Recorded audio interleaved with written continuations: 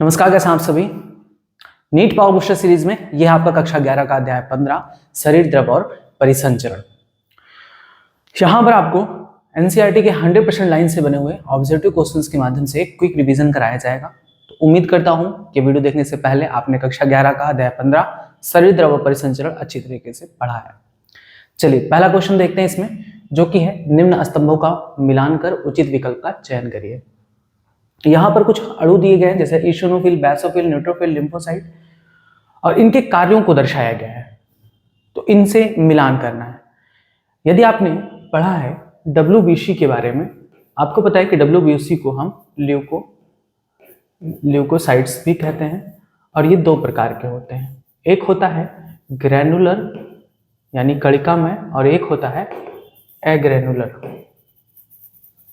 तो जो ग्रैनुलर होता है उसमें 3 आते हैं, न्यूट्रोफिल्स और एसिनोफिल्स और बैसोफिल्स। एग्रेनुलोसाइट में आता है आपका मोनोसाइट एंड लिम्फोसाइट। आपको पता है कि न्यूट्रोफिल और मोनोसाइट ये दोनों ही एक ही काम करते हैं, शरीर में आए हुए बाहरी पदार्थों का भक्षण करते हैं, फैगोसाइटिक नेचर के होते हैं। यानी न्यूट्रोफिल किससे संबंधित है? भक्षण क्रिया से संबंधित है। इसिनोफिल्स जो होते हैं वो प्रदाह प्रक्रिया में शामिल होती हैं। प्रदाह प्रक्रिया, अब यहाँ पर प्रदाह प्रक्रिया तो नहीं दिया गया है ऑप्शन में, तो अभी इसको रोकेंगे। बैसोफिल्स की बात की जाए तो बैसोफिल से सीक्रेट होता है हिपैरिन, सीरोटोनिन, हिस्टामिन, ये सभी मुक्त होते हैं। ठीक है, मोचन होता है इनका। यानी हिस्टामिन का मोचन कौन करता है? बैसोफिल। आपको पता है कि लिम्फोसाइट 2 प्रकार का होता है, B and T. B lymphocyte और टी लिम्फोसाइट हमारी प्रतिरक्षा तंत्र को बनाती है, या आप क्लास 12th में भी पढ़े। यानी लिम्फोसाइट प्रतिरक्षा क्रिया। अब बचा क्या? ये इसी को लगा दीजिए, और सही भी है। हिस्टामिनेज विनाशकारी एंजाइमों का मोचन करते हैं। हिस्टामिनेज वगैरह से ही प्रदाह प्रक्रिया, शोथ प्रक्रिया उत्पन्न होती है। अब यहाँ पर ये एक ट्रिक था कि आपको मिलान में पहले वो मिलान कर लेना चाहिए जो आपको सबसे ज्यादा कॉन्फिडेंट है कि ये सही है। जो बचता है आखिर में वो खुद ब खुद वही हो जाएगा। अब देख लीजिए, ए का 3rd और किसी ऑप्शन में नहीं है, बी का 4, सी का 2, डी का 1st। ऑप्शन ए सही होगा। मिलान वाले क्वेश्चंस को इस तरह से भी किया जाता है। जो आपको आता है पहले आप उससे मैच करा लीजिए, ठीक है। जो बचता है वो आपका हो जाएगा। नेक्स्ट, रुधिराणु उत्पत्ति का आरंभ कहाँ होता है?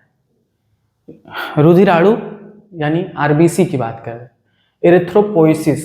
जब एरिथ्रोपोइसिस शब्द आए तो उसका मतलब होता है एरिथ्रोसाइट से, और एरिथ्रोसाइट्स को आरबीसी कहते हैं। आपको पता है कि आरबीसी का निर्माण कहाँ होता है? अस्थि मज्जा में, अस्थि मज्जा, रेड बोन मैरो में, लाल अस्थि मज्जा में। ठीक है, यहां पर मैंने आपको बताया था कि जो भ्रूण होती हैं, भ्रूण में आरबीसी का निर्माण होता है यकृत में, वयस्क में अस्थि मज्जा में। तो यहाँ पर कहीं पर ये मेंशन नहीं है कि भ्रूण का पूछ रहे हैं कि वयस्क का पूछ रहे हैं, तो आप भ्रूण का नहीं लगाओगे, आप किसका लगाओगे? वयस्क का ही लगाओगे, लाल अस्थि मज्जा में, रेड बोन मैरो में। ठीक है, जब आपसे ये कंफर्म पूछा जाए कि भ्रूण में बताइए, तब आप यकृत लगाओगे। नेक्स्ट, निम्नलिखित में से कौन सा एक मानव अंग जिसे प्रायः लाल रुधिर कणिका कहा जाता है, उसका कब्रिस्तान? आपको पता है कि आरबीसी का जीवन काल कितना होता है? 120 दिन। उसके बाद ये मृत हो जाती है। तो मृत कहाँ पर होती है? प्लीहा में होती है, स्प्लीन में होती है। इसलिए स्प्लीन को आरबीसी का कब्रिस्तान कहा जाता है, ग्रेवयार्ड ऑफ आरबीसी। ठीक है, तो प्लीहा, स्प्लीन। नेक्स्ट क्वेश्चन देखते हैं। ए बी रुधिर वाला वर्ग वाला व्यक्ति क्यों सर्वग्राही माना जाता है? बताइए, क्योंकि इसके पास कोई भी प्रतिरक्षी नहीं होता। जब कोई प्रतिरक्षी ही नहीं है तो किसके विरुद्ध वो एंटीबॉडी बनाएगा? तो इसलिए किसी भी ब्लड को एक्सेप्ट कर सकता है। लाल रुधिर कोशिकाओं पर ए और बी दोनों प्रतिजन होते हैं और प्लाज्मा में प्रतिरक्षी अनुपस्थित होता है। बिल्कुल सही बात है, लाल रुधिर कोशिकाओं पर ए और बी प्रतिजन पाई जाती है, प्लाज्मा में जो प्रतिरक्षी होते हैं वो नहीं पाई जाती। ए बिल्कुल सही ऑप्शन है। ठीक है, और कोई ऑप्शन सही नहीं है। ये लास्ट वाला देखें, प्लाज्मा। अच्छा नहीं, कौन सा एंजाइम निष्क्रिय फाइब्रिनोजन को फाइब्रिन में बदलने के लिए उत्तरदायी होता है? तो आपने रुधिर स्कंदन की बात पढ़ी है। रुधिर स्कंदन आपने पढ़ा है कि क्षतिग्रस्त ऊतक क्या करता है? थ्रोम्बोप्लास्टिन रिलीज करता है। थ्रोम्बोप्लास्टिन रिलीज करता है। ये थ्रोम्बोप्लास्टिन प्लाज्मा में उपस्थित ये थ्रोम्बोप्लास्टिन कैल्शियम आयन से मिलकर थ्रोम्बोकाइनेज एंजाइम बना लेता है। थ्रोम्बोकाइनेज एंजाइम बना लेता है और ये थ्रोम्बोकाइनेज एंजाइम प्लाज्मा में उपस्थित निष्क्रिय प्रोथ्रोम्बिन को सक्रिय थ्रोम्बिन में बदल देता है और ये जो थ्रोम्बिन है वो फाइब्रिनोजन को फाइब्रिन में बदलता है। ठीक है, तो कौन बदलता है? थ्रोम्बिन। Option D. अब ये रुधिर स्कंदन की पूरी प्रोसेस हो गई है, तो इसको भी याद कर लीजिएगा, कहीं से भी क्वेश्चन पूछे जा सकता है कि रुधिर स्कंदन में कैल्शियम आयन का क्या रोल है। तो कैल्शियम आयन जरूरी होता है थ्रोम्बोप्लास्टिन से थ्रोम्बोकाइनेज एंजाइम बदलने में। एक और इंपॉर्टेंट है प्लेटलेट्स। प्लेटलेट्स की कमी से भी रक्त का थक्का नहीं बनता, तो प्लेटलेट्स की क्या जरूरत होती है? तो प्लेटलेट्स से भी अनेक कारक रिलीज होते हैं जो स्कंदन की शुरुआत करते हैं। तो आपसे ये भी क्वेश्चन पूछा जा सकता है कि स्कंदन की शुरुआत कौन करता है? तो रुधिर स्कंदन की शुरुआत प्लेटलेट्स से निकले हुए अनेक कारक करते हैं। ऐसे भी पूछा जा सकता है कि थ्रोम्बिन को थ्रोम्बिन में बदलने वाला एंजाइम, तो ये है थ्रोम्बोकाइनेज एंजाइम। ठीक, सारी चीजें क्लियर रखिएगा। फिर आ गया मैच द कॉलम। अब आपको पहले जो पता है उसे मैच कर। जैसे फाइब्रिनोजन, आपको पता है, अभी आपने पढ़ा कि फाइब्रिनोजन रुधिर का थक्का बनाने में सहायक होता है, लगा दीजिए। ग्लोब्यूलिन एक ऐसा प्रोटीन है जो प्रतिरक्षा क्रिया में काम आता है। आपने पढ़ा है क्लास 12th में प्रतिरक्षियों के बारे में, एंटीबॉडी के बारे में, है ना। एंटीबॉडी यानी प्रतिरक्षी को इम्यूनोग्लोब्यूलिन भी कहते हैं। इम्यूनोग्लोब्यूलिन भी कहते हैं, शॉर्ट फॉर्म में आईजी कहते हैं। कई प्रकार के होते हैं, IgA, IgG, IgM, IgD, है ना। तो ग्लोबिन किस में आ रहा है? इसी में तो आ रहा है, प्रतिरक्षी में। ग्लोबिन प्रतिरक्षा क्रियाविधि का काम करते हैं और एल्ब्यूलिन परासरणी संतुलन को बनाए रखता है। कितना इजी था? ए का 2, ऑप्शन डी लगा दीजिए। नेक्स्ट, उन रुधिर कोशिकाओं के नाम बताइए जिनकी संख्या में कमी होने पर रुधिर का थक्का नहीं बन पाता। अभी बताए थे प्लेटलेट्स से, इस बात को याद रख लेना क्योंकि बहुत इंपॉर्टेंट है। प्लेटलेट्स से अनेक स्कंदनकारी कारक मुक्त होते हैं जो इसकी शुरुआत करते हैं, स्कंदन की शुरुआत करते हैं। क्लियर हुई बातें? यहां पर प्लेटलेट्स को थ्रोम्बोसाइट्स भी कहते हैं। जैसे आपने पढ़ा है ना कि WBC को ल्यूकोसाइट कहते हैं,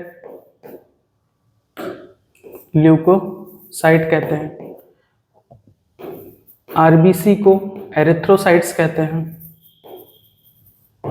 उसी तरीके से प्लेटलेट्स को थ्रोम्बोसाइट कहते हैं। तो थ्रोम्बोसाइट ही है जो रुधिर का थक्का बनने में सहायक होता है। नेक्स्ट, सीरम रुधिर से भिन्न होता है क्यों? अगर हम प्लाज्मा में से रक्त अस्कंदन कारकों को अलग कर दें, तो बचा हुआ पदार्थ क्या कहलाएगा? सीरम कहलाएगा। आपने पढ़ा है कि सीरम क्या होता है? प्लाज्मा ही है, लेकिन जब प्लाज्मा से रक्त अस्कंदन कारकों को अलग कर दिया जाए, जैसे फाइब्रिनोजन, थ्रोम्बिन, इन सबको अलग कर दिया जाए, यानी ऐसा प्लाज्मा जिसमें स्कंदन कारक नहीं होता, ठीक है, उसे हम सीरम कहते हैं। ऐसी प्लाज्मा जिसमें स्कंदन कारक नहीं हो उसे हम सीरम कहते हैं। Option D. रुधिर स्कंदन में निम्नलिखित में से कौन सा प्लाज्मा प्रोटीन सम्मिलित होता है? रुधिर स्कंदन में सीरम एमाइलेज, ग्लोब्यूलिन। अब देखो ग्लोब्यूलिन तो प्रतिरक्षा कार्य में आता है। फाइब्रिनोजन, ये आपने पढ़ा है, फाइब्रिनोजन रुधिर का थक्का बनाने में। एल्ब्यूमिन परासरणी नियंत्रण में। निम्नलिखित में से कौन सा सही है? प्लाज्मा बराबर होता है रुधिर माइनस लिम्फोसाइट, गलत बात। प्लाज्मा का मतलब होता है रुधिर माइनस संगठित पदार्थ। सीरम बराबर होता है रुधिर प्लस फाइब्रिनोजन, गलत है।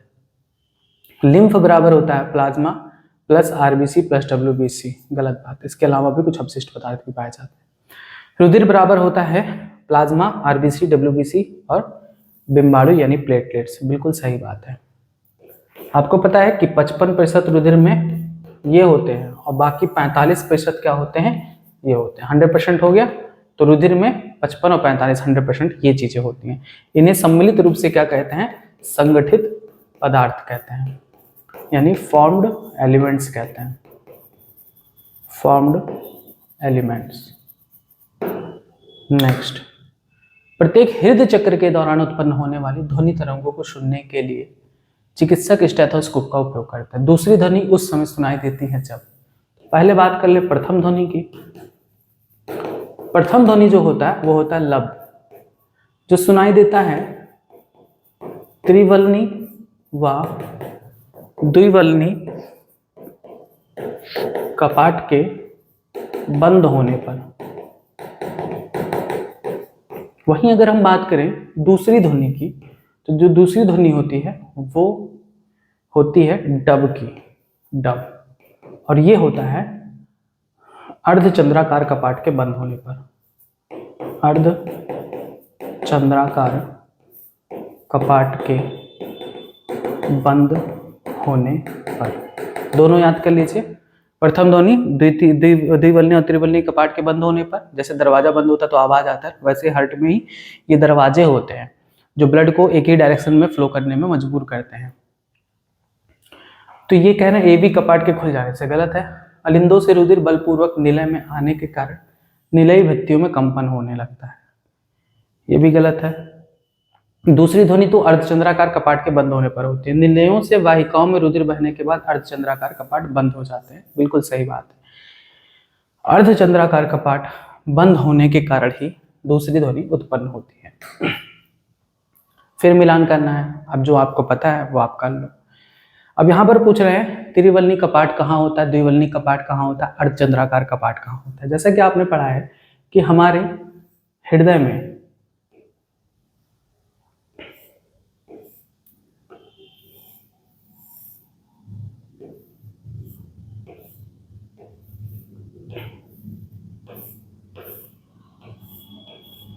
चार चैम्बर होते हैं, 2 अलिंद 2 निलय।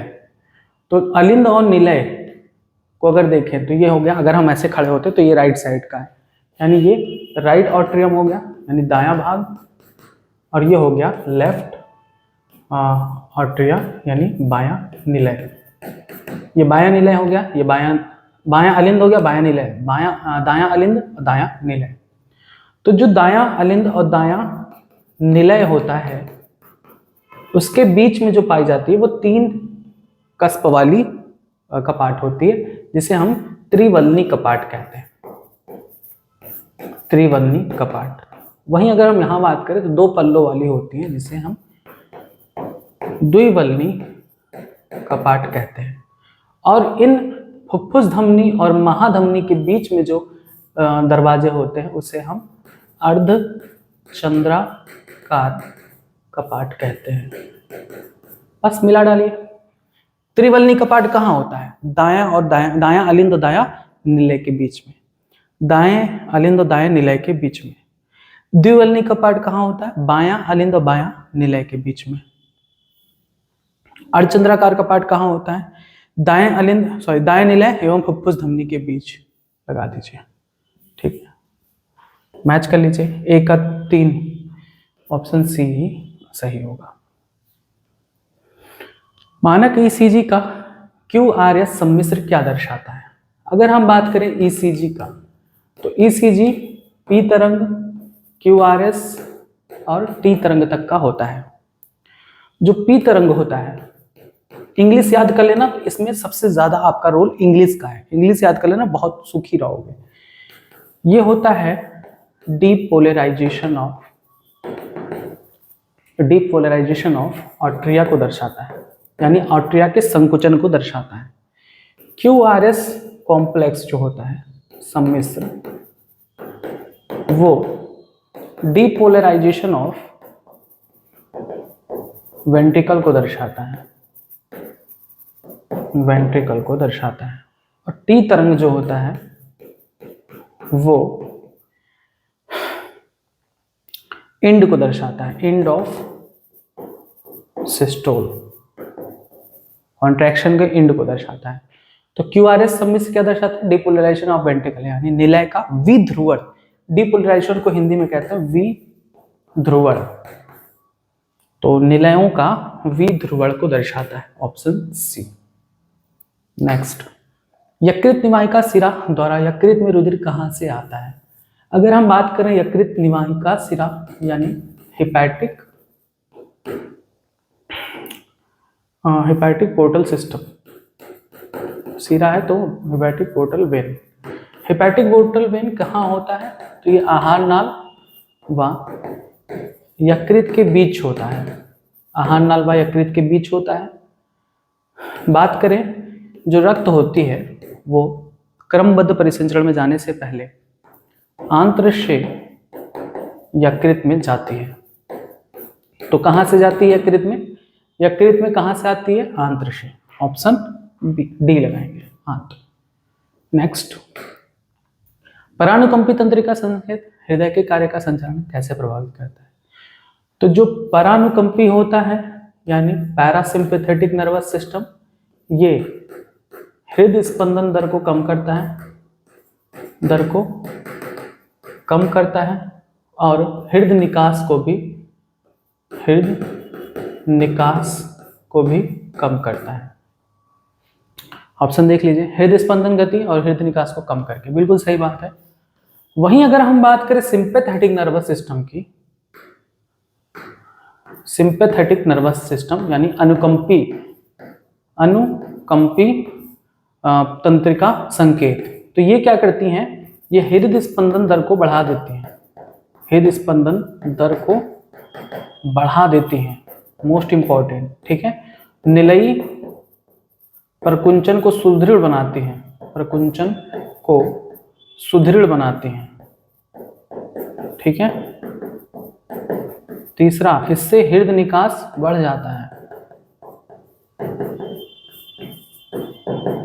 अगर हम बात करें एक और अधिवृक्क अंतस्थ हार्मोन की, यानी एड्रिनल मेडुलरी हार्मोन, तो ये भी क्या करता है? हृदय निकास को बढ़ा देता है। बस इतना ही है। अगर आप देखो हृदय के कार्यों के नियमन के बारे में, तो पहला तो ये कि हृदय खुद ब खुद पेशीजनक होता है, पेशीजनक होता है यानी मायोजेनिक होता है। ये भी क्वेश्चन कई बार पूछा गया है, यानी ये अपना संतुलन खुद ही कर सकता है, इसके पास विशेष नोडल टिश्यू होता है जो विशेष प्रकार की क्रिया विभव उत्पन्न करते हैं बिना किसी बाह्य प्रेरणा के। तो ये स्वनियमन होता है, स्वनियमित होता है, लेकिन फिर भी हमारे कुछ हार्मोन्स, दिमाग के कुछ हिस्से इनके कार्यों को रेगुलेट कर सकते हैं। जैसे मेडुला में उपस्थित स्वायत्त तंत्रिका तंत्र, ऑटोनॉमिक नर्वस सिस्टम, जिनमें पीएनएस हृदय स्पंदन दर को कम करता है, हृदय निकास को कम करता है। वहीं अगर हम बात करें एसएनएस की, अनुकंपी तंत्रिका तंत्र की, तो ये हृदय स्पंदन दर को बढ़ाता है, निलयी प्रकुंचन को सुदृढ़ बनाता है, हृदय निकास बढ़ जाता है। वहीं एक हार्मोन है अधिवृक्क अंतस्थ हार्मोन, ये भी हृदय निकास को बढ़ाता है। बस। नेक्स्ट, यदि एक व्यक्ति का हृदय निकास 5 लीटर दिया गया है, अनुशीतलन के अंत में निलयों में आयतन 100 ml, निलयी प्रकुंचन के अंत में 50 ml है, तब उसका हृदय दर क्या होगा? तो हम पहले कुछ आपको बता दें। एक होता है प्रवाह आयतन। प्रवाह आयतन जो होता है, जिसे स्ट्रोक वॉल्यूम कहते हैं, एक निलय जब प्रकुंचित होता है तो वो 70 ml ब्लड को पंप करता है, बाहर निकालता है। हृदय निकास की बात की जाए, तो ये होता है प्रवाह आयतन गुणे हृदय स्पंदन दर। यहां पूछ रहे हैं हृदय दर क्या होगी, यानी हमें यही निकालना है। और दे रखे हैं हृदय निकास, दे रखे हैं 5 लीटर यानी 5000 ml, और प्रवाह आयतन वैसे तो 70 होता है, लेकिन ये खुद दे रखे हैं। कह रहे हैं कि निलयी प्रकुंचन के बाद 50 ml उसका प्रवाह आयतन है। ठीक है, इससे कोई मतलब नहीं है। अनुशीतलन के अंत में निलयों में रुधिर आयतन, तो उससे मतलब नहीं है, ये तो आलिंद से आया हुआ रक्त है। जो निलय प्रकुंचन के बाद जो 50 ml बाहर निकल रहा है, उसकी मात्रा प्रवाह आयतन है, यानी 50 ml प्रवाह आयतन दिया गया है, x हमें निकालना है। तो क्या आ जाएगा? x बराबर 5000, ये नीचे चला जाएगा 50, 100। हृदय स्पंदन दर कितनी आई? 100। ऑप्शन सी लगा दीजिए। नेक्स्ट, बाहर से अपने शरीर में जल परिवहन द्वारा अपशिष्ट पदार्थों या हानिकारक पदार्थों का निष्कासन करते हैं। देखो, बहुत से ऐसे जीव हैं जो अपने कोशिका में उत्पन्न होने वाले हानिकारक या बाह्य पदार्थों का निष्कासन अपने शरीर में पाए जाने वाले जल परिवहन तंत्र के माध्यम से करते हैं। उनके शरीर में जल आता है और निष्कासित पदार्थों को लेकर बाहर निकल जाता है। तो ये पाया जाता है स्पंज और सीलेंट डेटा दोनों में, यानी ऑप्शन ए और बी दोनों लगाएंगे। बाकी जो हायर क्लासेस में आते हैं, जैसे एनिडा, कॉर्डेटा, इन सभी में इस कार्य के लिए रुधिर पाया जाता है। रक्त क्या होता है? किस प्रकार का ऊतक होता है? पेशी ऊतक है, स्वउत्तेजनशील पेशी ऊतक है, तरल संयोजी ऊतक है, या उपतची ऊतक है? तो रक्त क्या होता है? तरल संयोजी ऊतक होता है, यानी इसे बोलते हैं कनेक्टिव टिश्यू। फ्लूइड तो बोलेंगे नहीं, इसका हिंदी इंग्लिश मुझे याद नहीं आ रहा। तरल संयोजी ऊतक को फ्लूइड कनेक्टिव टिश्यू तो बोलेंगे नहीं। ठीक है, कनेक्टिव टिश्यू याद रखिएगा। इसके बाद नेक्स्ट क्वेश्चन, गलत कथन का चयन करिए। प्लाज्मा हल्के पीले रंग का द्रव है जो रक्त के कुल आयतन का 55% होता है। सही है। प्लाज्मा में 90 से 92% जल, 6 से 8% protein, fibrinogen, globulin, albumin plasma में उपस्थित मुख्य प्रोटीन है। ये भी सही है। फाइब्रिनोजन शरीर की प्रतिरक्षा तंत्र बनाती है। गलत बात है। प्रतिरक्षा तंत्र इम्यूनोग्लोबिन बनाती है। फाइब्रिनोजन रक्त का थक्का बनाती है। ऑप्शन सी गलत है। एल्ब्यूमिन का उपयोग परासरणी संतुलन के लिए होता है, ये आप पढ़ चुके हो। प्लाज्मा के बारे में इनमें से कौन सा कथन सत्य है? प्लाज्मा में 55% जल होता है, 6 से 8% प्रोटीन होता है। प्लाज्मा में 90 से 92% जल होता है, यही ऑप्शन गलत है। फाइब्रिनोजन प्रोटीन प्रतिरक्षा क्रिया में सम्मिलित होता है। अच्छा, हमें सत्य ढूंढना है, तो फाइब्रिनोजन भी गलत है क्योंकि ये प्रतिरक्षा क्रिया में भाग नहीं लेता। ग्लोब्यूलिन प्रोटीन परासरणी संतुलन का कार्य करता है, ये भी गलत है। एल्ब्यूमिन करता है। प्लाज्मा में खनिज आयन जैसे sodium ion, calcium ion, magnesium ion का बाइकार्बोनेट, क्लोरीन आयन इत्यादि पाया जाता है। बिल्कुल सही बात है। तो इन चारों में से सही कथन आपका डी है। गलत कथन का चयन करिए। रक्त में एरिथ्रोसाइट्स अन्य सभी से संख्या में अधिक होता है। बिल्कुल सही बात है। एरिथ्रोसाइट्स यानी आरबीसी की संख्या सबसे ज्यादा होती है। कितनी होती है? 5 to 5.5 मिलियन पर mm³ ऑफ ब्लड में पाई जाती है। एक स्वस्थ मनुष्य में आरबीसी की संख्या इतनी होती है। सही है। वयस्क अवस्था में आरबीसी यकृत में बनता है। गलत बात है, अस्थि मज्जा में बनता है। Option C. अधिकतर स्तनधारियों की आरबीसी में केंद्रक नहीं होता। बिल्कुल सही बात है। लाल रुधिर कणिकाओं का रंग लाल होता है किसकी वजह से? तो आरबीसी का रंग किसकी वजह से लाल होता है? हीमोग्लोबिन की वजह से। हीमोग्लोबिन। अगर हम बात करें हीमोग्लोबिन की तो इसमें हीम वर्णक पाया जाता है और ग्लोबिन जो होता है वो प्रोटीन होता है। ठीक है। हीमोग्लोबिन 100 ml ऑफ ब्लड में कितना होता है? 12 से 16 ग्राम होता है। ठीक है। हीमोग्लोबिन कैसा अणु है? तो यह लौह युक्त अणु है, यानी इनमें आयरन मॉलिक्यूल पाया जाता है, लौह युक्त होता है। तो लाल रुधिर रंग का, लाल कणियों का रंग लाल क्यों होता है? हीमोग्लोबिन की उपस्थिति का। Option B. एक स्वस्थ व्यक्ति में प्रति 100 ml रक्त में हीमोग्लोबिन की मात्रा कितनी होती है? अभी आपको बताया था 12 से 16 ग्राम। गलत कथन का चयन करिए। ल्यूकोसाइट हीमोग्लोबिन की अनुपस्थिति के कारण रंगहीन होता है। बिल्कुल सही बात है। लाल रक्त कणिकाओं, ल्यूकोसाइट का मतलब WBC। ठीक है। लाल रक्त कणिकाओं का औसत जीवन काल 120 साल होता है। गलत है। 120 दिन होता है। यही ऑप्शन आपका गलत है। रक्त में ल्यूकोसाइट की संख्या इतनी होती है। लाल रक्त कणिकाओं का विनाश यकृत में होता है। ये भी तो गलत है। दो ऑप्शन, ये क्वेश्चन ही गलत हो गया, दोनों गलत है। विनाश यकृत में नहीं होता, प्लीहा में होता है। दोनों गलत है। नेक्स्ट, कणिका में ल्यूकोसाइट के उदाहरण। कणिका में ल्यूकोसाइट बताओ। कणिका में ल्यूकोसाइट का उदाहरण क्या होता है? न्यूट्रोफिल्स भी आता है, इसिनोफिल्स भी आता है, बेसोफिल्स भी आता है। Option D. न्यूट्रोफिल्स सबसे अधिक मात्रा में पाए जाते हैं, इसको याद रखना, सबसे अधिक मात्रा में होते हैं, भक्षण क्रिया का कार्य करते हैं, भक्षण क्रिया का कार्य करते हैं। इसिनोफिल्स जो होती है वो प्रदाह प्रक्रिया में शामिल होती हैं, एलर्जी में शामिल होती हैं। बेसोफिल्स की बात करें, सबसे कम संख्या में होती हैं, सबसे कम। और ये जो है बेसोफिल, वो हिस्टामिन, सेरोटोनिन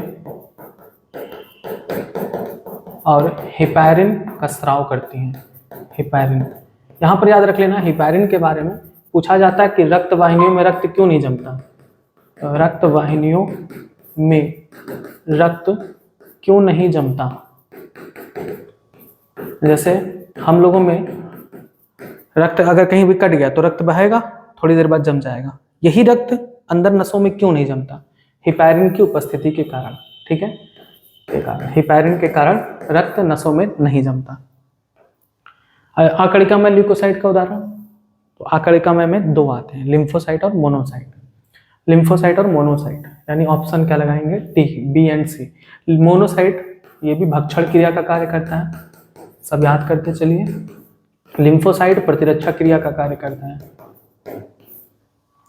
नेक्स्ट, गलत कथन का चयन करिए। ल्यूकोसाइट में न्यूट्रोफिल संख्या में सबसे अधिक होता है। बिल्कुल सही बात है। ल्यूकोसाइट में बेसोफिल संख्या में सबसे कम। सही है। न्यूट्रोफिल और मोनोसाइट भक्षण क्रिया करते हैं। बिल्कुल सही बात है। बेसोफिल प्रतिरक्षी क्रियाओं में सम्मिलित होते हैं। गलत बात है। बेसोफिल स्रावित करता है हिस्टामिन, सेरोटोनिन वगैरह। नेक्स्ट, रक्त वाहिनियों में हिपैरिन की उपस्थिति के कारण रक्त का थक्का इन वाहिनियों में नहीं बनता। हिपैरिन का निर्माण कहाँ होता है? तो हिपैरिन का निर्माण अभी बताए थे, कहाँ होता है? बेसोफिल्स में। Option C. शोधकारी क्रियाओं में सम्मिलित, तो शोधकारी क्रियाओं में कौन सम्मिलित होता है? इसिनोफिल्स। ऑप्शन डी बताए हैं, शोधकारी या एलर्जी में। एलर्जी प्रक्रिया में सम्मिलित होता है वही इसिनोफिल्स। नेक्स्ट, थ्रोम्बोसाइट का निर्माण कहाँ होता है? थ्रोम्बोसाइट, थ्रोम्बोसाइट मतलब क्या है? प्लेटलेट्स। तो जो प्लेटलेट्स होती हैं वो अस्थि मज्जा के एक विशेष प्रकार की कोशिका मेगाकैरियोसाइट के विखंडन द्वारा होती है। ठीक है, ऑप्शन बी लगाएंगे। अस्थि मज्जा की विशेष कोशिका जिसे मेगाकैरियोसाइट कहते हैं, इसके टुकड़ों में विखंडन से प्लेटलेट्स का निर्माण होता है। गलत कथन का चयन करिए। प्लेटलेट की संख्या इतनी होती है 1.5 to 3.5 लाख, सही है। प्लेटलेट में कई प्रकार के पदार्थ स्रावित होते हैं जिनमें अधिकांश हृदय का थक्का बनाते हैं, सही है। प्लेटलेट की संख्या में कमी से रक्त स्कंदन में विकृत हो जाती है, सही है। एबीओ समूह मुख्यतः प्लाज्मा में उपस्थित दो प्रतिजन प्लाज्मा पर उपस्थित नहीं होते हैं। प्रतिजन आरबीसी की कला पर उपस्थित होती हैं, यानी ऑप्शन डी ही क्या है, गलत है। नेक्स्ट, प्रतिरक्षी अनुक्रिया को प्रेरित करता है, तो प्रतिरक्षी अनुक्रिया को प्रेरित करता है प्रतिजन जो होता है वो प्रतिरक्षी अभिक्रिया को उत्प्रेरित करता है। नेक्स्ट, प्रतिरक्षी वे प्रोटीन है जो प्रदाह प्रक्रिया को प्रेरित करते हैं, गलत बात है। प्रदाह प्रक्रिया को नहीं बल्कि प्रतिजन के विरुद्ध कार्य करते हैं। तो हमें सही कथन ढूंढना है, तो ये गलत है। ए बी सर्वदाता है, गलत है, सर्वग्राही होता है। वो सर्वग्राही नहीं सर्वदाता होता है, ये भी गलत है। प्रतिरक्षी वे प्रोटीन होते हैं जो प्रतिजन के विरुद्ध पैदा होते हैं, सही है। एरिथ्रोब्लास्टोसिस फिटालिस से बचने के लिए माता को प्रथम संतान के प्रसव के बाद क्या लेना चाहिए? तो एरिथ्रोब्लास्टोसिस एक ऐसी कंडीशन है जिसमें RH निगेटिव जो माता होती है वो जब किसी RH पॉजिटिव व्यक्ति से शादी कर लेती है तो उनका जो प्रथम संतान होता है वो तो सुरक्षित होता है, लेकिन जो दूसरा संतान होता है उसमें ये रोग होने की संभावना होती है। क्यों? इसका कारण मैंने विस्तृत आपको बताया है एप्लीकेशन पर। तो एरिथ्रोब्लास्टोसिस से बचने के लिए माता को क्या लेना चाहिए? चूंकि RH पॉजिटिव के अगेंस्ट क्या बनने लगता है? RH प्रतिरक्षी बनने लगता है, तो उस माता को एंटी RH प्रतिरक्षी लेना चाहिए। एंटी RH प्रतिरक्षी, प्रति RH प्रतिरक्षी, बी ऑप्शन। नेक्स्ट, रक्त का स्कंदन या थक्का क्या है? तो रक्त का स्कंदन फाइब्रिन का जाल होता है, ऑप्शन ए। नेक्स्ट, गलत कथन का चयन करिए। रक्त का थक्का फाइब्रिन का जाल है जिसमें मरे तथा क्षतिग्रस्त संगठित पदार्थ भी उलझे होते हैं, सही है। फाइब्रिन रक्त प्लाज्मा में उपस्थित एंजाइम थ्रोम्बिन की सहायता से फाइब्रिनोजन से बनती है, सही है। थ्रोम्बोकाइनेज एंजाइम निष्क्रिय थ्रोम्बिन को थ्रोम्बिन में परिवर्तित करता है, सही है। रक्त स्कंदन की शुरुआत फाइब्रिनोजन द्वारा होती है, गलत बात है। रक्त स्कंदन की शुरुआत किससे होती है? प्लेटलेट्स से मुक्त अनेक स्कंदनकारी पदार्थ से, ठीक है, पदार्थ से होता है। ऑप्शन डी सही इसका आंसर होगा। नेक्स्ट, रक्त स्कंदन में किस आयन की प्रमुख भूमिका होती है? रक्त स्कंदन में कैल्शियम आयन की प्रमुख भूमिका होती है थ्रोम्बोप्लास्टिन से थ्रोम्बोकाइनेज एंजाइम बनने में। नेक्स्ट, रक्त जब ऊतक के केशिकाओं से होकर गुजरता है तो बड़े प्रोटीन अणु संगठित पदार्थ को छोड़कर रक्त से जल एवं जल में घुलनशील पदार्थ कोशिकाओं से बाहर निकल जाते हैं। इस तरल को क्या कहते हैं? तो इस तरल को अंतराली तरल या ऊतक द्रव कहते हैं। अंतराली द्रव, ऊतक द्रव लसिका तंत्र के अनेक लसिका वाहिनियों द्वारा एकत्रित कर लिए जाते हैं और फिर उस द्रव को लसिका यानी लिम्फ कहते हैं। गलत कथन का चयन करिए। अंतराली ऊतक में प्लाज्मा के समान खनिज लवण पाए जाते हैं, सही है। रक्त और कोशिकाओं के बीच पोषक पदार्थ गैसों का आदान प्रदान अंतराली द्रव से होता है, सही है। लसिका तंत्र ऊतक को एकत्रित कर बड़ी शिराओं में वापस छोड़ता है, सही है। लसिका हल्के पीले रंग का तरल है जिसमें विशिष्ट लिम्फोसाइट मिलते हैं। ये तो सही है कि लिम्फोसाइट मिलते हैं, लेकिन ये पीले रंग का नहीं होता, लसिका रंगहीन होता है, ऑप्शन डी। नेक्स्ट, गलत कथन का चयन करिए। लसिका पोषक पदार्थ हार्मोन आदि के संवहन के लिए महत्वपूर्ण है, सही है। आंतरंगों में उपस्थित लैक्टिल वसा को लसिका द्वारा अवशोषित करता है, ये भी सही है। आर्थ्रोपोडा मोलस्का में खुला परिसंचरण, सही है। संपूर्ण हृदय उपास्थि से मिलकर बना होता है, गलत बात है। संपूर्ण हृदय किससे मिलकर बना होता है? पेशियों से मिलकर बना होता है, मसल से, ऑप्शन डी गलत है। नेक्स्ट, मिलान करना है। एकल परिसंचरण किस में पाया जाता है? एकल परिसंचरण पाया जाता है मछलियों में, यानी जिसमें द्विकक्षीय हृदय हो, द्विकक्षीय हृदय यानी एक अलिंद और एक निलय। अपूर्ण दोहरा परिसंचरण उभयचर और सरीसृप में, जिसमें 3 कक्षीय हृदय पाया जाता है, 2 अलिंद और एक निलय वेंट्रिकल। दोहरा परिसंचरण तो पक्षी और स्तनधारी, जिसमें 4 कक्षीय हृदय पाया जाता है, 4 कक्षीय हृदय पाया जाता है। अब देखो यहाँ पर सरीसृप में मगरमच्छ को छोड़कर मगरमच्छ भी सरीसृप में आता है, लेकिन मगरमच्छ में 4 कक्षीय हृदय पाया जाता है, इस बात को ध्यान रख लेना, एक्सेप्शन है। तो देख लीजिए, ए का थर्ड, बी का फर्स्ट, सी का 2, ऑप्शन ए सही है। नेक्स्ट, हृदय की उत्पत्ति भ्रूण के किस स्तर से होती है? तो हृदय की उत्पत्ति किससे होती है? मध्य जन स्तर से होती है, मीजोडर्म से होती है, ऑप्शन बी। नेक्स्ट, गलत कथन का चयन करिए। हृदय दोनों फेफड़ों के मध्य वक्ष गुहा में थोड़ा सा बाईं ओर झुका होता है, सही है। हृदय दोहरी भित्ति युक्त हृदयावली द्वारा संरचित, सही है। अंतर अलिंद पट की पेशीय भित्ति मोटी होती है, गलत बात है। अंतर अलिंद पट की नहीं होती, अंतर निलयी पट की भित्ति मोटी होती है, ठीक है। नेक्स्ट, मिट्रल कपाट होता है। मिट्रल कपाट किसको बोलते हैं? मिट्रल कपाट द्विवल्नी कपाट को बोलते हैं। द्विवल्नी कपाट अभी आपने पढ़ा था लेफ्ट साइड में, यानी बाएं अलिंद और बाएं निलय के बीच होता है, बाएं अलिंद और बाएं निलय के क्षेत्र पर।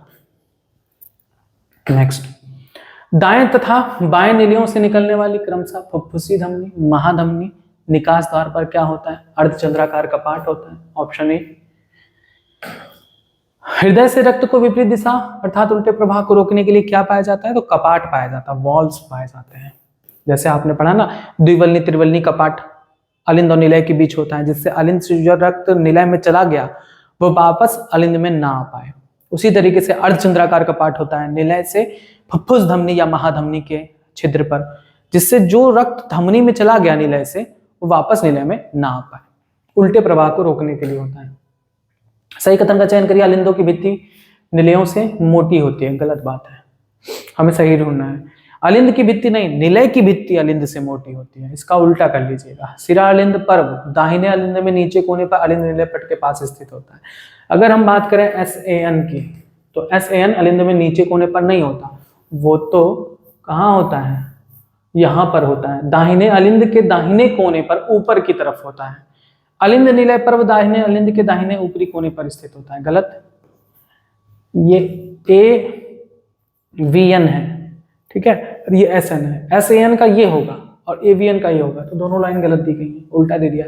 अलिंद निलय बंडल अलिंद निलय पर्व से प्रारंभ होता है, यानी जो AV बंडल होता है वो यहाँ पर उपस्थित AVN से होता है, तो सही है, ये बिल्कुल सही बात है। नेक्स्ट, हमें सही कथन फिर ढूंढना है। नोडल ऊतक बाह्य प्रेरणा प्राप्त करो क्रिया विभव उत्पन्न करता है, गलत बात है। बिना बाह्य प्रेरणा के क्रिया विभव पैदा कर सकता है। 1 मिनट में कितनी बार? 70 से 75 बार। इसीलिए हम अभी नहीं, सिरालिंद पर्व सबसे कम क्रिया विभव, गलत, सबसे अधिक क्रिया विभव उत्पन्न करता है, यानी ये भी लाइन गलत है। अलिंद निलय पर्व को गति प्रेरक कहते हैं, गलत है, इसे कहते हैं सिरा अलिंद पर्व को, SAN को कहते हैं, इसको नहीं, ये भी गलत है। अलिंद प्रकुंचन से रक्त का प्रवाह निलय में लगभग 30% बढ़ जाता है, बिल्कुल सही बात है। जब अलिंद संकुचित होता है तो उससे रक्त का प्रवाह निलय में 30% बढ़ जाता है, ऑप्शन डी बिल्कुल सही कथन दिया गया है। निलय में क्रिया विभव का संचालन होता है, निलयों में क्रिया विभव का संचालन AB बंडल के माध्यम से होता है। अलिंद निलय पर्व अलिंद निलय बंडल द्वारा, अलिंद निलय पर्व सही है, अलिंद निलय पर्व तथा अलिंद निलय बंडल द्वारा होता है, ये बिल्कुल सही ऑप्शन है। नेक्स्ट, अलिंद निलय पर्व तथा अलिंद निलय बंडल द्वारा क्रिया विभव का संचालन निलयी पेशी न्यासक किससे होता है? हिस्का बंडल द्वारा होता है, हिस्का बंडल द्वारा, ठीक है, ऑप्शन ए। नेक्स्ट, अर्धचंद्राकार कपाट खोलने पर मजबूर हो जाते हैं जब निलयी दाब बढ़ता है। निलयी दाब बढ़ता है, जब निलय दाब बढ़ जाता है तो अर्धचंद्राकार कपाट खोलने पर मजबूर हो जाते हैं, जिससे जैसे ही निलय प्रकुंचित होता है रक्त धमनियों में चले जाते हैं। एक हृदय चक्र का समय लगभग 8 सेकंड होता है, सही है। गलत कथन चुनना है। प्रवाह आयतन को हृदय निकास से गुणा करने पर हृदय निकास कहलाता है, हृदय दर से गुणा करने पर। यहाँ पर मिस्टेक है, यहाँ पर हृदय दर होना चाहिए था, ये भी ऑप्शन सही है। हृदय निकास नहीं करके हृदय दर कर लीजिएगा। खिलाड़ी धावक का हृदय निकास सामान्य मनुष्य से कम होता है, गलत बात है, यही गलत आंसर है, अधिक होता है, ठीक है, ये भी लाइन गलत ही कह दीजिए। अगर यहाँ पर निकास दिया गया तो ये भी गलत होगा, 2 ऑप्शन गलत है। बाकी प्रथम ध्वनि लब होती है, द्विवल्नी त्रिवल्नी कपाट के बंद होने से संबंधित, ये भी सही है। हृदय ध्वनियों को सुना जा सकता है किससे, बताइए, स्टेथोस्कोप से सुना जा सकता है। ईसीजी हृदय के हृदयी चक्र की विद्युत क्रियाकलापों का आरेखीय प्रस्तुतिकरण है, सही बात है। बीमार व्यक्ति का मानक ईसीजी प्राप्त करने के लिए मशीन से रोगी को 3 विद्युत लीड लगाए जाते हैं, जिसमें 2 दाईं एड़ी बाईं एड़ी पर, 1 कलाई पर लगाई जाती है, गलत बात है। 3 लीड तो लगाई जाती है, 3 में से 2 कलाई पर लगाई जाती है और 1 जो होता है वो बाईं एड़ी पर लगाई जाती है। आवश्यकता पड़ी तब सीने पर लगाया जाता है, यानी यही ऑप्शन आपका गलत है। सही कथन का चयन करिए। पी तरंग निलयी विद्रोह को दर्शाता है, गलत। अलिंद विद्रोह को दर्शाता है। क्यूआरएस सम्मिश्र निलय के अनुशीतलन को दर्शाता है, गलत। टी तरंग निलय के सामान्य से उत्तेजना की स्थिति में आने को दर्शाता है, बिल्कुल सही बात है। सामान्य से उत्तेजना नहीं, उत्तेजना से सामान्य, ये भी गलत है। टी तरंग का अंत प्रकुंचन अवस्था की समाप्ति का द्योतक, ऑप्शन डी सही है। ये उल्टा दे दिए, उत्तेजना से सामान्य होना चाहिए। प्रत्येक धमनी और सिरा में मध्य परत क्या होती है? अगर हम बात करें धमनी और सिरा की परतों की, तो 3 परत होती हैं। एक होती है ट्यूनिका इंटाइना, जो कि अंदर की परत होती है। ये बनी होती है स्क्वैमस एंडोथेलियम से, एंडोथेलियम से। दूसरा होता है ट्यूनिका मीडिया, ये होता है मध्य स्तर, ठीक है, ट्यूनिका मीडिया। और तीसरा होता है fibrous connective tissue, fibrous connective tissue. इसके बारे में बात करें तो ये स्मूथ मसल्स का बना होता है, स्मूथ मसल, इलास्टिक फाइबर होता है, ठीक है। Loose connective tissue collagen fibre युक्त होते हैं, कोलेजन फाइबर युक्त होता है। तो मध्य परत कौन सी है? ट्यूनिका मीडिया, ऑप्शन बी लगा दीजिए। नेक्स्ट, सही कथन का चयन करिए। सिराओं में ट्यूनिका मीडिया अपेक्षाकृत पतला होता है, सही है, सही है लाइन। दाहिने निलय द्वारा पंप किया रक्त महाधमनी में जाता है, दाहिना निलय फुफ्फुस धमनी में करता है, गलत है। कहाँ करता है? फुफ्फुस धमनी में। ऑक्सीजन रहित रक्त फुफ्फुस सिरा द्वारा हृदय से फेफड़े में लाया जाता है, गलत बात। ऑक्सीजन रहित रक्त फुफ्फुस धमनी द्वारा होता है। यकृत निवाहिका तंत्र रक्त को यकृत से आंत, गलत, आंत से यकृत तक पहुंचाती है। नेक्स्ट, हृदय होता है पेशी जनक होता है, मायोजेनिक, ठीक है, ए। सामान्य स्वस्थ व्यक्ति का रुधिर दाब 120/80, ऑप्शन सी। 140/90 से अधिक होता है तो उसे हाइपरटेंशन कहते हैं। नेक्स्ट, हृदय पेशी को रक्त आपूर्ति करने वाली वाहिनियां प्रभावित हो जाती हैं। हृदय पेशी को रक्त आपूर्ति करने वाली वाहिनियां प्रभावित होती है हृदय धमनी रोग में, CAD, कोरोनरी आर्टरी डिजीज। इसमें क्या होती है? इन धमनियों में कैल्शियम, वसा, कोलेस्ट्रॉल, इन सभी का जमाव हो जाता है, जिससे ऐसी कंडीशन उत्पन्न होती है। नेक्स्ट, धमनियों के अंदर कैल्शियम, वसा, कोलेस्ट्रॉल, अन्य रेसियों के जमा होने से, अभी बताए थे, हृदय धमनी रोग, जिसे एथेरोस्क्लेरोसिस भी कहते हैं, इस बात को भी ध्यान रखना। शरीर के विभिन्न भागों को रक्त की आवश्यकता अनुसार पर्याप्त आपूर्ति ना होना किसका लक्षण है? शरीर के विभिन्न भागों को रक्त की आवश्यकता अनुसार पर्याप्त आपूर्ति ना होना, यह हृदयपात, मायोकार्डियल इंफ्राक्शन का लक्षण है। पेशी में पर्याप्त ऑक्सीजन न मिलने पर सीने में दर्द होता है, हृदय शूल में, ऑप्शन बी, ठीक है, एंजाइना पेक्टोरिस कहते हैं। शरीर के विभिन्न भागों को रक्त की आवश्यकता अनुसार, ये तो हो ही चुका। हृदय की धड़कन बंद हो जाती है, हृदय की धड़कन बंद हो जाती है कार्डियक अरेस्ट में, ऑप्शन सी। नेक्स्ट है, हृदय पेशी को रक्त आपूर्ति अचानक अपर्याप्त हो जाने से एकाएक क्षति पहुंचती है, तो ये होता है हार्ट अटैक में, दिल के दौरे में, ठीक है। बस ये था आज का टॉपिक, जिसमें आपने पढ़ा कक्षा 11 का अध्याय 15 से संबंधित सारे महत्वपूर्ण लाइन से बने हुए क्वेश्चन। उम्मीद है कि ये वीडियो आपको अच्छा लगा है। अगर आप इन सभी वीडियो से संतुष्ट है तो वीडियो को लाइक करना, चैनल को सब्सक्राइब करना ना भूला करिए और ज़रूरत हो तो अपने दोस्तों को शेयर भी जरूर किया करिए। धन्यवाद।